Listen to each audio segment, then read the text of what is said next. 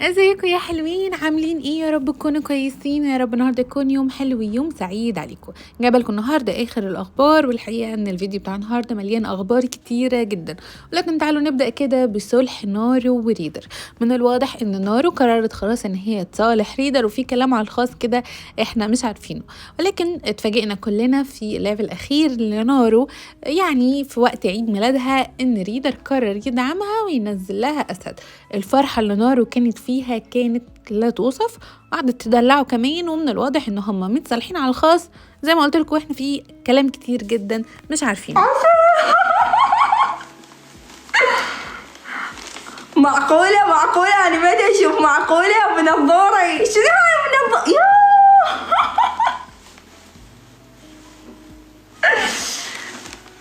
بنظاري أسد مرة واحدة.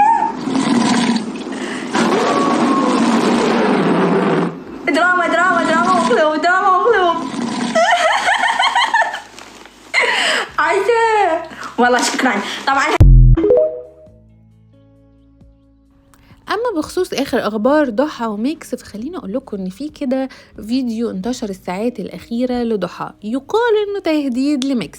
ضحى قالت ان هي لما تقفل القصه دي هتطلع وتقول لنا ليه كانت بتدعمه، ليه كانت بتتكلم، هتحكي لنا كل حاجه بالتفصيل، واكدت ان هي عارفه ومدركه كل حاجه بتعملها.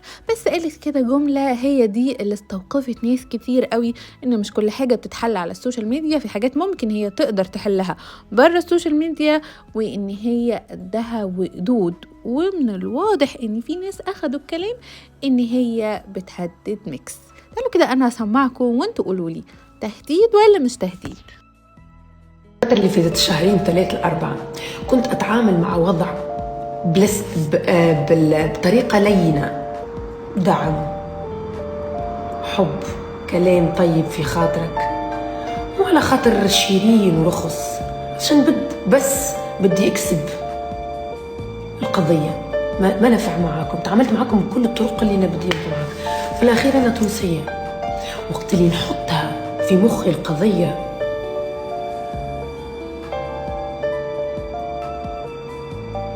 قسما بالله، وقت اللي نحط في مخي شيء ما يوصل إلا بالطريقة اللي أنا نحب عليها.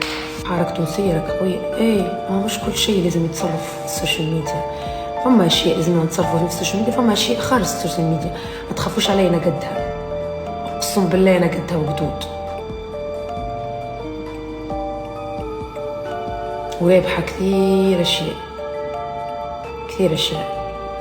مش توا باش تفهمون مع الوقت. وقت اللي تسكر، وقت اللي الملف نعمل له هكا، شفت وقت الملف انا نعمل له هكا، انا نفتح وقت اللي ما بدي وسكر، وقت اللي ما بدي انا نتحكم في الوضع زي ما تحكمتوا فيا انتم. انا تو نتحكم في الوضع، وقت اللي الملف نعمل له هكا انا نحكي وقتها علاش الدمعة نزلت في مكان. اما لو عايزين تعرفوا ميكس بيعمل ايه، فميكس بيحاول يستعطف الناس بكل الطرق، وبيقول ان هو ما ظلمهاش، وان هي تقدر تاخد ورقه طلاقها من الاردن وتروح بيها تونس وتوثقها. ولكن محاميين كتير جدا من داخل تونس اكدوا ان الكلام ده ملوش اي اساس من الصحه، وان هي هتتعب جدا في الطلاق لوحدها، بما ان هم كاتبين عقد تونسي، وان كلام ميكس ملوش اساس من الصحه، وان في تونس الوضع مختلف. اكدوا اكتر من حد الكلام ده، ولكن ميكس طلع وقال يا جماعه لما لقى الهجوم كتير عليه شويه، يا جماعه كل حاجه هتتحل وما تقلقوش وكل الامور هتبقى بخير. تحسوا كده ان ميكس اتضايق وقلق من هجوم الناس عليه. تعالوا سمعكم عليه. خلص بدنا نشيل كل المشاكل، كلها بتنحل ان شاء الله على خير. بدها تبان، راح الكثير وظل القليل باذن الله تعالى. خالصه باذن الله، خالصه. الصبح صارت شغلات باذن الله، يعني من هون ل 3-4 أيام بتكون خالصه وخلص منتهيه كامل، خالص عن خالص، يوم بتكون منتهيه كامله. وانا بوعدكم لمتابعيني وجمهور ميكس، الكو اللي طيب خاطركم ويرضيكم، ابشروا. خلص من بعدها ما في زعل، يشطب الزعل. امبارح نزلت لكم في الحلقه بتاعت امبارح ان نورس وقفت جنب ضحى في المشكله بتاعتها. خليني خليني اقول لكم النهارده ان هي طلعت مش في ستوري بقى، طلعت في اللايف اتكلمت على ضحى. بصراحه زي ما بقول لكم كل يوم مؤخرا انا لما بدات اتابع نورس بعد ما هديت وبعدت عن وائل وعن الدراما اللي بتحصل، ان هي كانت متاثره ويمكن موضوعها مع وائل والخلافات اللي كانت بتحصل طلعت عصبيه منها، كلام برضو سنها صغير، واكيد طبعا تجربه صعبه ان هي عدت بيها، فكانت على طول شويه عنيفه مع الناس، ردود افعالها كانت شويه قويه. لكن لما بدات تهدى وشخصيتها الحقيقيه تبان، نورس بقت من اكتر الناس اللي بحب اتابعهم على التيك توك. بنت كويسه جدا وقلبها ابيض جدا، وده بيبان كل المواقف، واخرهم طبعا موقف ضحى اللي قالت ان هي هتقف جنبها حتى لو هي غلطانه. تعالوا اسمعوا كلام نورس عن ضحى كمان. نورس قلبك كثير طيب، كثير حبيت لما حطيتي ستوري لضحى وكتبتي طيب. كثير كثير كثير كمان تسألوني على ضحى يا جماعة. لما حطيت انا ستوري لضحى اكيد مو عبر ستوري انا عبرت لها اللي انا معاها واقفه معاها، اكيد يعني في خاص وهيك وهيك وهيك. فلما حطيت ستوري في لحظة أقسم بالله العظيم كنت نبكي، والله العظيم كنت نبكي. ليش؟ لأنه شفت الإكسبلور وما حبيت أبدا أبدا أبدا. صح إنه صارت مشاكل بيني وبين ضحى، بس في الأخير هي طفلة كيفها، هي امرأة وبنت بلادي اون بلوس، وضحى راهي مسوية معايا موقف كثير كبير. يعني انتم ما تنجموش تشوفوا، مو كل شيء سوشيال ميديا انه في هيك كوان نعيشوه وحدنا لرواحنا، فهمتوا؟ فضحى مسوية معايا مواقف صراحة، كما أنا مسوية معاها مواقف هي مسوية معايا مواقف، وإنسانة كثير راهي قلبها كبير، وفهمتوا يعني ما تظلموش العباد. والله هم لا شماتة، ردوا بالكم تشمتوا، ردوا بالكم راهو يوم ليك ويوم عليك، ردوا بالكم نهار تتشمتوا في عبد ولا تقولوا ايه تستاهل ولا طح فيها شكون ولا طح فيها شكون، ردوا بالكم والله راهو يوم ليك ويوم عليك، رد بالك.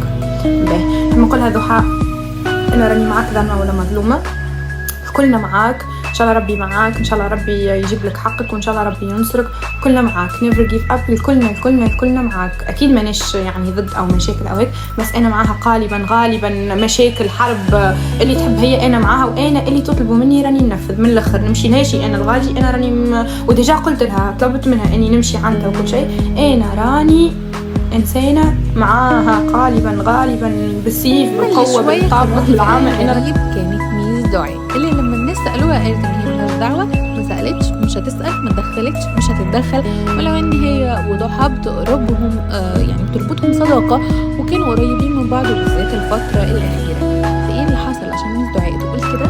حتى الكومنتس أنا لما فتحتها لاحظت إن الناس متضايقين من رد فعل ميس دعاء، وبيقولوا إن هي يعني كان المفروض لا تسأل تطمن عليها، بالذات إن هي قالت حتى ما سألتش وما اهتمتش ومش عايزة تتدخل في شؤون حد.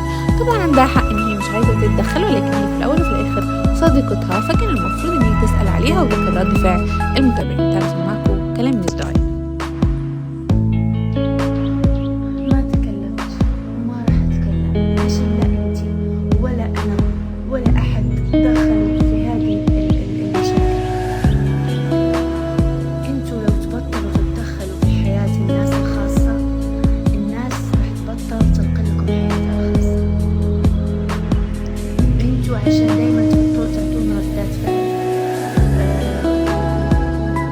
وتسوون تكبرون الشغلة، حتى لو الناس غلطت وطلعت هذه الأشياء انتوا ما خصكم، ما دخلكم بالأخير. شوفوا حياتكم، شوفوا انتوا حياتكم الخاصة وش فيها، شوفوا معارككم الخاصة، دخلوا في معارك الناس الشخصية. أنا أتكلم للشخص وأكلم إذا الشخص هذا مريض، إذا الشخص هذا عنده أزمة تانية مرضية، أو صار معاه أي حادث أدى فيه أو مشكل خارج عن حياته الخاصة. أنا ما دخلني في حياة الناس الخاصة.